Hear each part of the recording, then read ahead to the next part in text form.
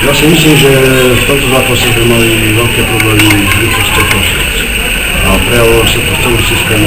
Rozleptali na našu defenzívu a bohužiaľ naši obroncovia nestihali chytať alebo eliminovať rýchlosť súperových útočníkov a bohužiaľ tam vyprodukovali niekoľko chýb, ale celá tá defenzíva skočila celé päťky, ale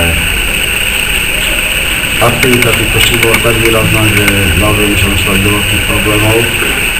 Bohužiaľ musím povedať, že nečakal som až taký, by som povedal, chýbajúci alebo chýbajúcu stránku, kde mi Ťavoda s Ďalodom chýbali, lebo tá defenzíva naozaj spočívala na 4-5 obrancov, ktorí boli preťažení a troška v niektorých situáciách unavení, ale to im neznižuje kvalitu superovho výkonu a samozrejme vyhrali zaslúženia a nemáte k tomu ďalej.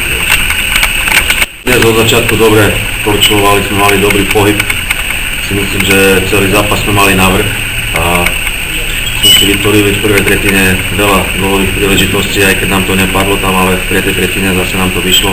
Mali dobrý nástup v tej tretej tretine, sme strelili rýchle góly a to rozhodlo v zápase.